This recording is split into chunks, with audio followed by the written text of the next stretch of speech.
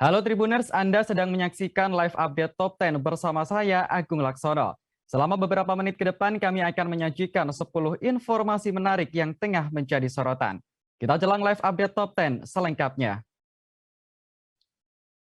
Kita awali berita pertama. Tribuners, pondok pesantren milik Habib Bahar bin Smith diteror dengan paket berisi 3 kepala anjing. Pakar psikologi forensik menyebut ada pesan maut di balik pengiriman kepala anjing tersebut. Hal itu disampaikan oleh ahli psikologi forensik Reza Indragiri Amril pada Sabtu 1 Januari 2022.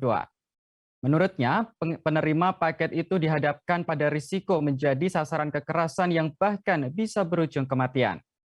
Ada kemungkinan si pengirim paket tersebut memendam amarah, sakit hati, kebencian, atau perasaan negatif lainnya. Reza menambahkan pihak pengirim boleh jadi dapat dikenai sanksi pidana berdasar pasal 335 KUHP. Untuk diketahui, paket berisi 3 kepala anjing itu dikirim ke Pondok Pesantren Tajul Alawiyin Bogor pada Jumat 31 Desember 2021 dini hari. Hal itu dibenarkan oleh kuasa hukum Habib Bahar bin Smith, Aziz Yanuar.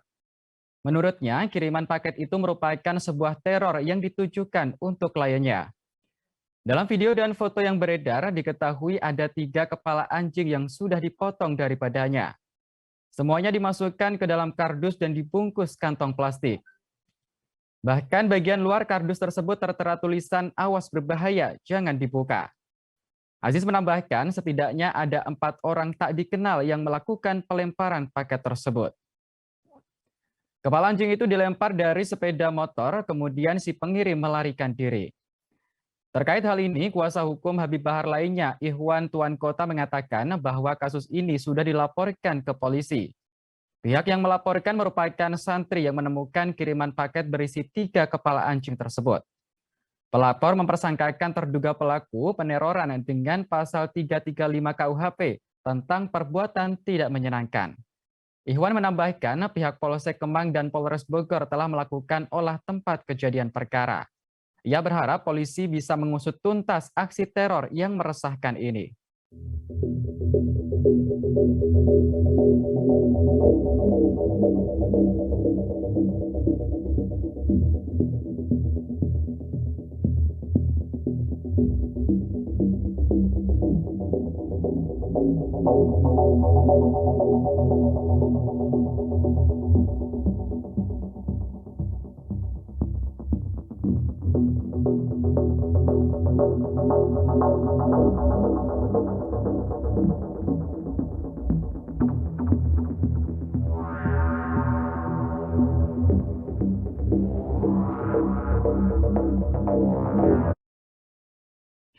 Habib Bahar bin Smith kembali menjadi sorotan setelah video percekcokannya dengan seorang jenderal TNI viral di media sosial. Dalam perdebatan tersebut, Habib Bahar bahkan sempat menyinggung nama Kepala Staf TNI Angkatan Darat, Jenderal Dudung Abdurrahman. Inilah detik-detik adu mulut yang terjadi antara Bahar bin Smith dengan salah satu anggota TNI. Video ini viral di media sosial sejak dibagikan pada Jumat 31 Desember 2021 lalu. Dalam video yang beredar, dituliskan keterangan bahwa anggota TNI itu mendatangi pondok pesantren milik Bahar, yaitu Tajul Alawiyin di Bogor, Jawa Barat. Video tersebut berisikan percakapan antara Bahar bin Smith dengan anggota TNI yang diduga berpangkat Jenderal Bintang 1. Belakangan diketahui perwira TNI tersebut adalah Komandan Korem 061 Surya Kencana, Brigjen TNI Ahmad Fauzi. Dalam video tersebut, Ahmad Fauzi meminta Bahar untuk mendatangi Polda Jawa Barat. Hal ini pun ditanggapi sengit oleh Bahar yang menyatakan siap datang ke Polda Jawa Barat tanpa diminta oleh perwira TNI tersebut. Tak hanya itu, Danrem Kabupaten Bogor itu juga mengingatkan agar Bahar memberikan ceramah yang baik kepada masyarakat. Menanggapi ucapan tersebut, Bahar turut menyebut nama Kasat Jenderal Dudung Abdurrahman. Bahar menyebut seharusnya Dudung tidak perlu ikut campur persoalan agama karena bukan ranahnya sebagai perwira tinggi TNI. Kemudian Fauzi kembali mengingatkan agar Bahar berhati-hati dalam berbicara. Menyikapi video yang viral tersebut, kuasa hukum Bahar Aziz Yanuar membenarkannya. Aziz mengatakan bahwa peristiwa terjadi pada Jumat 31 Desember sekitar pukul 10 waktu Indonesia Barat. Menurutnya, adu mulut yang terjadi antara kliennya dengan Jenderal TNI itu sebatas saling memberikan nasihat. Menjadikan syarat saya harus datang ke Polda Jabar. Bapak mau nggak datang kemari, tetap sedang saya bakal datang ke Polda Jabar. Bukan buktikan, emang saya udah ngomong. Bahkan dari minggu saya datang, saya nginap di sana. Jadi kalau nggak datang, ya jemput masalahnya. Loh, nggak ada urusan, saya bakal datang. Nggak datang jemput Pak. Loh, terus urusan bapak mau jemput, yang jemput polisi bukan bapak dong. Iya, tapi ini Pak wilayah saya Pak. Saya ada tetap, tugas saya menjaga stabilitas wilayah saya Pak. bilang, bapak mau datang sekarang ini bapak datang sini. Ya. Mau sok terapi saya atau apa? Oh, nggak ada urusan. Polisi kembali membongkar dugaan kasus prostitusi online yang melibatkan seorang publik figur di penghujung tahun 2021. Artis sekaligus pesinetron Cassandra Angeli atau CA digerebek oleh jajaran Polda Metro Jaya di sebuah hotel mewah di kawasan Jakarta Pusat pada Rabu 29 Desember.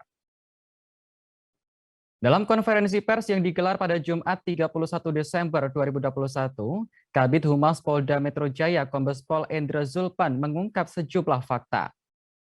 Saat digerebek pada Rabu malam, CA tertangkap basah tengah bersama seorang pria di kamar hotel dengan keadaan tanpa busana.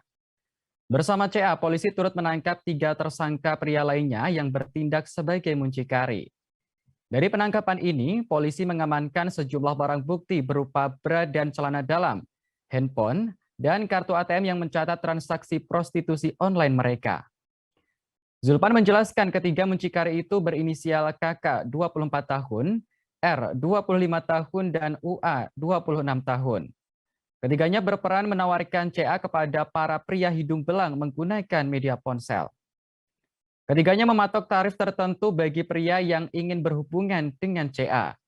Dari pengakuan tersangka, tarif yang dikenakan untuk sekali kencan bersama CA bernilai fantastis, yaitu 30 juta rupiah. Uang tersebut nantinya ditransfer pelanggan ke rekening bank yang dipegang oleh para muncikari tersebut. Zulpan mengungkapkan bahwa CA sudah melayani para pria hidung belang sebanyak 5 kali. Tersangka CA mengaku hal itu dilakukan karena faktor ekonomi. Sementara itu, Polda Metro Jaya akan memanggil sejumlah publik figur lainnya terkait dugaan prostitusi online yang menjerat CA. Sebab dari hasil pemeriksaan, tindak prostitusi online ini ternyata masih menyeret beberapa nama publik figur lain. Pemanggilan terhadap publik figur lainnya ini diharapkan bisa menghentikan kegiatan prostitusi online. Adapun terkait kasus ini, CA dan 3 muncikari yang ditangkap telah ditetapkan sebagai tersangka.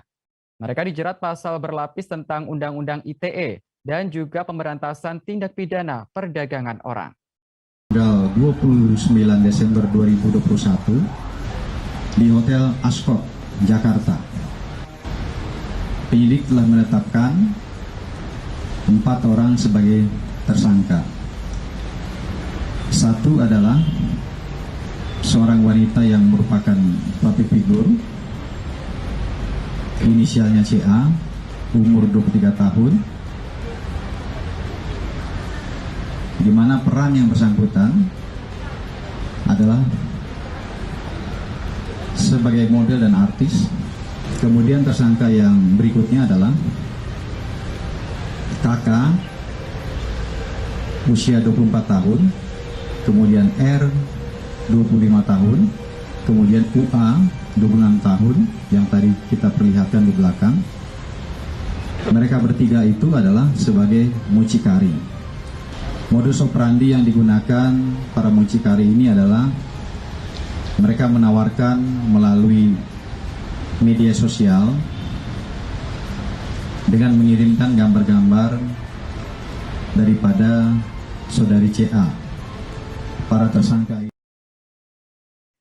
Nama pelatih Timnas Indonesia Sinteyong belakangan ini mendadak ramai seusai skuad Garuda gagal menjadi juara Piala AFF 2020. Bahkan muncul tagar STY yang artinya permintaan agar Sinteyong tetap bertahan menjadi pelatih Timnas Garuda. Terkait hal ini, pihak Persatuan Sepak Bola Seluruh Indonesia atau PSSI turut angkat bicara. Sekjen PSSI Yunus Nusi memastikan bahwa posisi Sinteyong sebagai pelatih kepala tetap aman meski Indonesia hanya merebut predikat runner-up di Piala AFF 2020. Yunus menyatakan bahwa PSSI satu suara dengan penikmat sepak bola tanah air terkait masa depan Sinteyong di Timnas Indonesia. Pria asal Gorontalo itu berujar bahwa Sinteyong telah dikontrak PSSI selama 4 tahun. Menurutnya, hingga saat ini tidak terbesit sedikit pun di benak PSSI untuk mengakhiri kerjasama dengan Sinteyong. Sebab sejauh ini ada progres positif dan cukup signifikan yang bisa dirasakan selama Sinteyong menjadi pelatih Timnas Indonesia. Bahkan Yunus membeberkan bahwa tidak menutup kemungkinan pihak federasi akan memperpanjang kerjasama dengan Sinteyong demi masa depan Timnas Indonesia yang lebih baik. Untuk diketahui, Timnas Indonesia menjadi runner-up Piala AFF 2020 setelah kalah agregat 2-6 melawan Thailand di babak final. Pada leg pertama, Indonesia kalah dengan skor 0-4 dari Thailand. Sementara pada leg kedua berakhir dengan skor 2-2. Indonesia berhasil mengimbangi Thailand pada leg kedua final Piala AFF 2020. Pencapaian itu berkat 2 gol yang diciptakan oleh Ricky Kambuaya pada menit ke-7 dan juga Egy Maulana Fikri pada menit ke-80.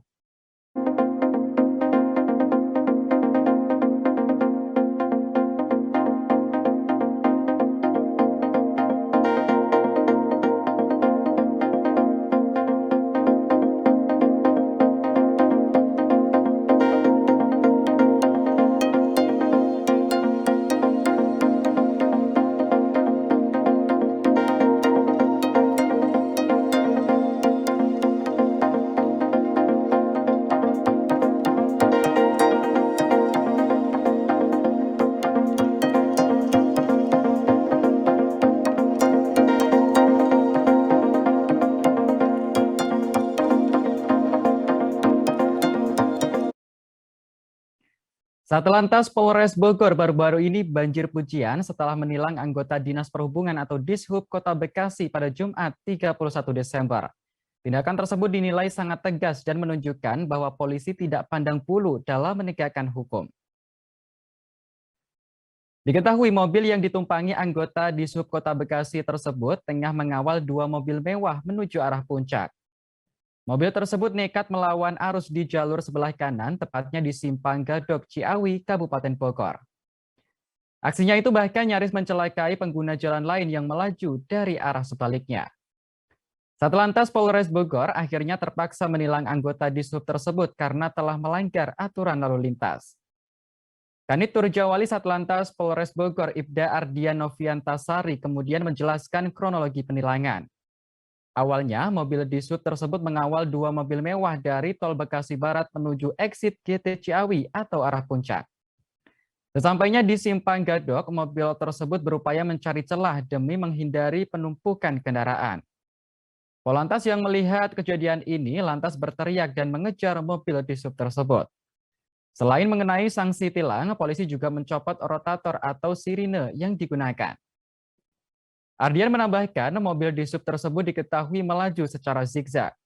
Hal ini pun hampir membuat terjadinya tabrakan dengan pengendara lain. Lebih lanjut, Ardian berujar bahwa Dishub tidak memiliki kewenangan untuk mengawal kendaraan, sehingga penggunaan mobil patwal tidak sesuai dengan aturan yang berlaku. Ardian pun menduga bahwa warga yang dikawal anggota Dishub Kota Bekasi itu memiliki kedekatan dengan pemerintah daerah terkait. Disebutkan olehnya bahwa warga tersebut sempat meminta bantuan kepada polisi untuk mengawal, namun ditolak. Warga tersebut malah nekat meminta pengawalan dari Dishub. Yang kami lihat melambung daripada antrian di depan pos 2 Bandung, itu setelah kita berhentikan, itu ternyata didapati adalah dari Dinas Perhubungan dari Kota Bekasi. Sedangkan dalam aturan undang-undang perundang-undangan yang saat ini masih berlaku bahwa kendaraan prioritas iring-iringan sesuai pasal 135 ayat 1 Undang-Undang Nomor 22 Tahun 2009 adalah kendaraan yang harus diprioritaskan, dan di pasal 134 bahwa kendaraan yang diprioritaskan itu adalah dikawal oleh Kepolisian Negara Republik Indonesia. Sedangkan di yang tadi kita temukan itu dikawal oleh Dinas Perhubungan. Itu tidak diperkenankan. Melanggar undang-undang dan pasal berapa dan? 134 bahwa kendaraan yang diprioritas itu yang berhak melakukan pengawalan adalah Kepolisian Negara Republik Indonesia.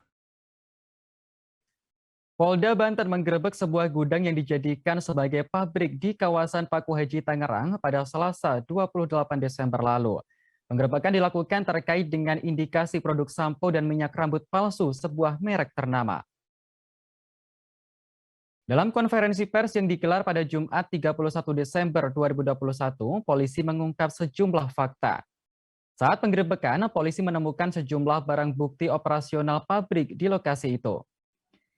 Dari sekian banyak yang ditemukan, sebagian besar merupakan peralatan dan bahan baku produksi sampo juga minyak rambut. Alat produksi yang ditemukan terdiri dari alat pengaduk atau mixer, alat pres, timbangan, pompa engkol, dan kemasan sampo. Sementara bahan baku pembuatan yang ditemukan terdiri dari soda api, alkohol 96%, lem, bahan pengawet, dan pewarna makanan. Kasubdit Indak Ditreskrim Sus Polda Banten Kompol Condro Sasongko menyebut pabrik itu tidak bisa menunjukkan legalitasnya. Lebih parahnya lagi, produk sampo dan minyak rambut yang diproduksi rupanya mencatut merek dagang ternama. Setelah dilakukan penggeledahan dan pemeriksaan, diketahui otak intelektual dari pabrik itu adalah HL, 28 tahun, warga Medan, Sumatera Utara. HL mengaku bisnis ilegal itu telah ia jalankan selama 3 tahun terakhir. Adapun omset yang ia peroleh dari bisnis terlarang ini adalah sebesar 200 juta per bulan. Dalam proses produksi, HL mempekerjakan 7 orang karyawan. Upah yang diberikan pun cukup fantastis, masing-masing digaji 15 juta rupiah per bulannya. Jumlah tersebut 3 kali lebih tinggi daripada UMK Tangerang tahun 2022 yang hanya sebesar 4,2 juta rupiah. Lebih lanjut, Condro berujar bahwa HL rupanya tidak memiliki keahlian khusus dalam bidang ini. Tersangka meracik sampo palsunya berbekal tayangan video dari YouTube. Atas perbuatannya, HL kini dijerat pasal 60 Undang-Undang Nomor 8 Tahun 1999 tentang Perlindungan Konsumen. Adapun hukuman pidananya yaitu maksimal 15 tahun penjara dan denda paling banyak 1,5 miliar rupiah. Baik, kita ulangi bahwa tersangka atas nama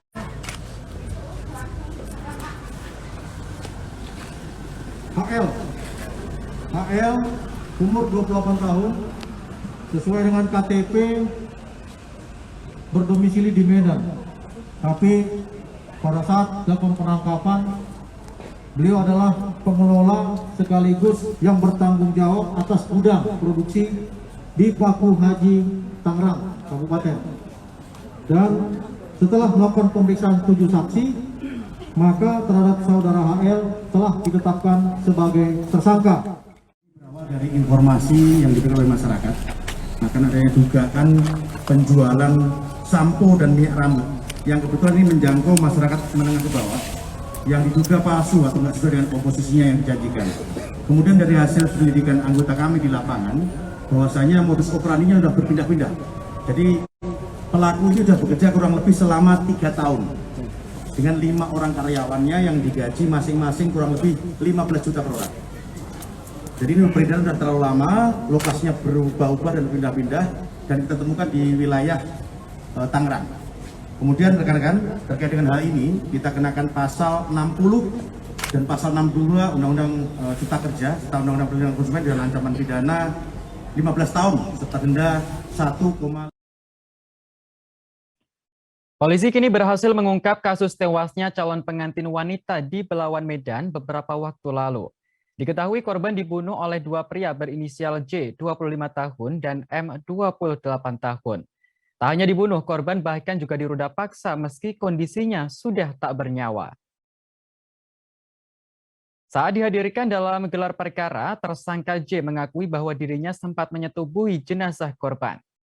Sebelum melakukan aksi bejatnya itu, J lebih dahulu mencekik leher korban. Setelah korban F tewas, J yang dipengaruhi narkoba jenis sabu itu kemudian meruda paksa jenazah korban. Disinggung lebih lanjut kenapa dirinya begitu tega menghabisi nyawa korban, tersangka J mengaku baru saja mengkonsumsi sabu. Sementara itu, Kapolres Pelabuhan Belawan AKBP Faisal Rahmat Hussein Simatupang mengungkap kronologi pembunuhan sadis tersebut. Faisal mengatakan seusai memakai sabu, muncul niat jahat di benak kedua tersangka. Mereka lantas berkeliling kampung untuk mencuri. Kebetulan saat itu kedua tersangka melihat rumah yang ditinggali oleh F tampak kosong. Keduanya kemudian masuk dari jendela rumah lalu mencekik korban. Lantaran takut aksinya diketahui warga, tersangka J terus mencekik korban hingga akhirnya tewas. Mirisnya, J nekat meruda paksa korban meski tahu kondisinya sudah tak bernyawa lagi. Setelah itu, tersangka melancarkan tujuan utamanya yaitu mencuri barang berharga milik korban. Mereka menggasak kalung, handphone, cincin, dan juga uang milik korban. Menurut Faisal, tertangkapnya kedua tersangka berkat keterangan sejumlah warga dan juga hasil penyelidikan dari petugas. Dalam kasus ini, kedua tersangka dijerat pasal berlapis, yakni pasal 340, subsidiar pasal 338, subsidiar 365, dan pasal 285. Faisal menuturkan keduanya terancam hukuman mati atau seumur hidup. Bahwa awalnya tersangka J dan M ya, ini menggunakan narkotika, ya, ini sabu-sabu. Setelah menggunakan narkotika tersebut, tersangka M ini berinisiatif untuk mencuri barang-barang si korban. Jadi si M mengajak si J untuk mencuri barang-barang si korban. Kemudian si M ini masuk lewat jendela. Pada saat itu si korban sedang tidur, ya, masuk lewat jendela karena memang kebetulan rumah ini jendelanya tidak ada terbuka, ya, dalam kondisi terbuka. Kemudian si M membuka, setelah masuk ke melalui jendela, membuka pintu depan, masuklah kemudian si J. Pada saat itu si korban sedang tidur. Kemudian para tersangka menutupi wajah korban dengan selimut. Kemudian tersangka J itu mencekik leher korban dari balik selimut. Karena merasa tercekik, ya, secara refleks si korban meronta, ya, sehingga tersangka M itu memegang tangan daripada si korban. Setelah tidak ada gerakan lagi,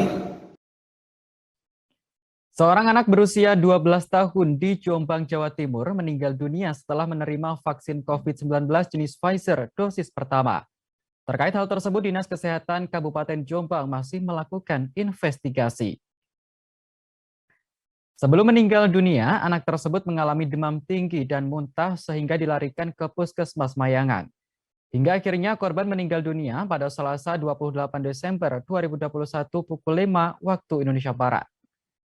Terkait hal ini, Ketua Komnas Kejadian Ikutan Pasca Imunisasi atau KIPI, Profesor Hingki Hindra Irawan Satari turut buka suara. Pasalnya, ramai kabar yang mengaitkan meninggalnya bocah SD tersebut dengan suntikan vaksin COVID-19. Hingki menjelaskan bahwa berdasarkan hasil rekomendasi, kematian tersebut bukan diakibatkan oleh vaksin. Hal ini lantaran tidak ada kemiripan gejala yang dialami korban dengan data global reaksi pasca imunisasi. Selain itu, sebanyak 1.700 anak lainnya yang juga turut divaksin tidak mengalami gejala seperti yang menimpa korban. Kendati demikian, Komnas KIPI akan tetap mencari tahu penyebab kematian siswa SD yang meninggal seusai menerima vaksin COVID-19 tersebut. Terlebih menurut orang tua, korban tidak memiliki riwayat penyakit berat. Diketahui siswa kelas 6 SD tersebut seharusnya divaksin pada Kamis 23 Desember 2021 lalu.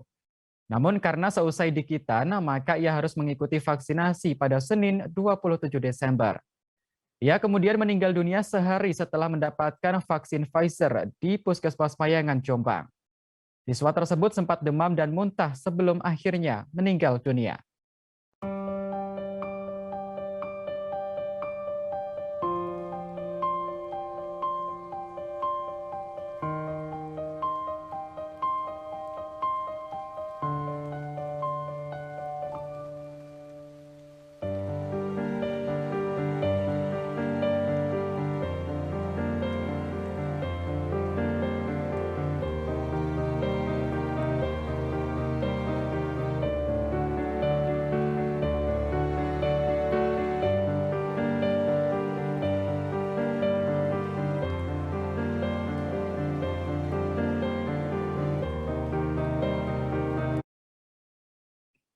Seorang wanita bernama Mila Kusuma asal Tangerang, Banten mendadak viral di media sosial.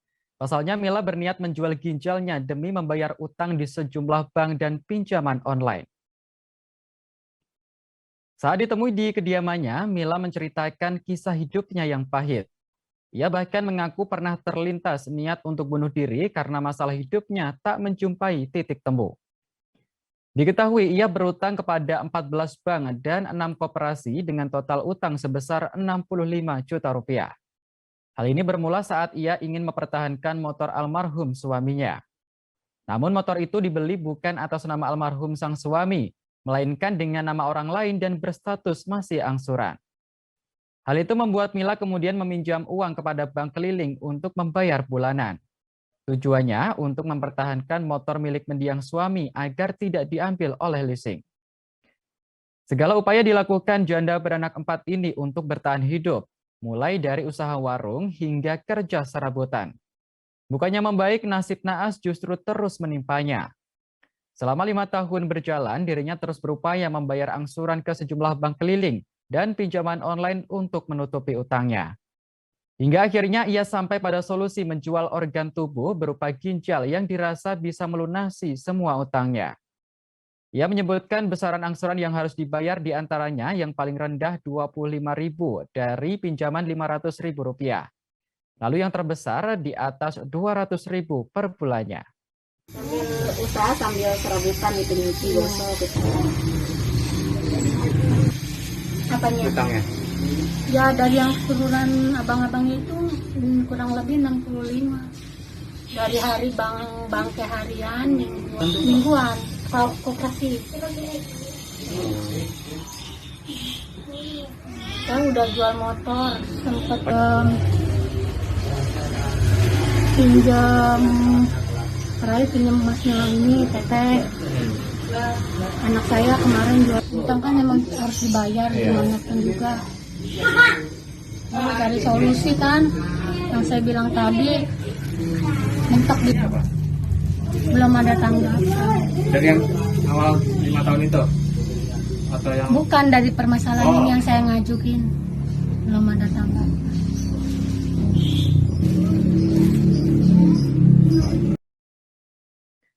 Seorang driver ojek online asal Depok, Jawa Barat baru-baru ini mendadak viral di media sosial. Pasalnya ia menceritakan kisahnya yang bisa melancong hingga ke Amerika Serikat berkat menabung. Diketahui driver ojol tersebut bernama Andri Sukmana.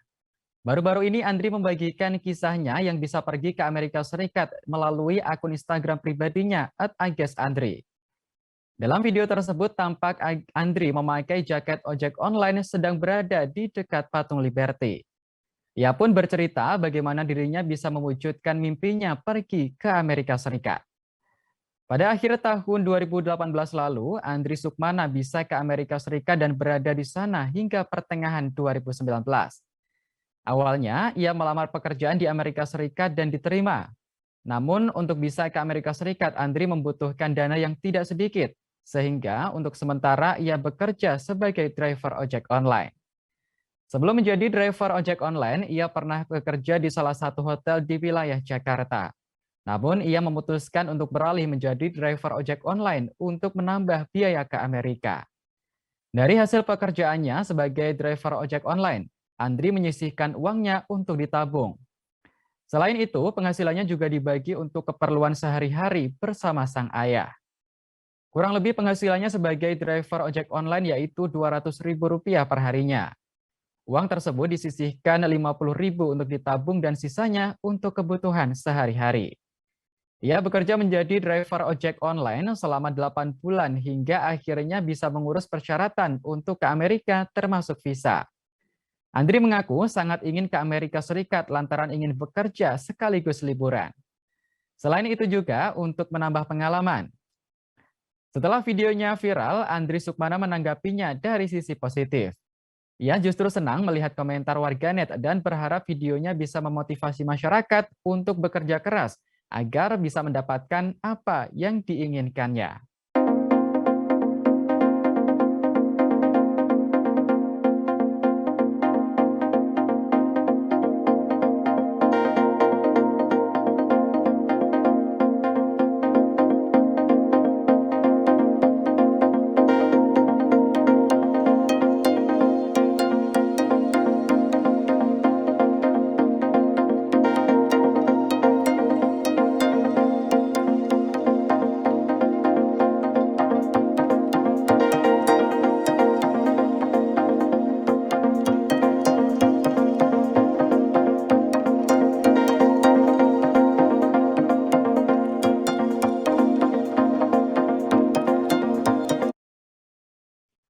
Baik Tribuners, informasi tadi sekaligus menutup jumpa kita dalam live update Top 10 kali ini. Jangan lupa untuk terus perbarui informasi Anda di kanal YouTube Tribun News. Saya Agung Laksono pamit undur diri. Terima kasih dan sampai jumpa. Jangan lupa like, subscribe, dan share ya.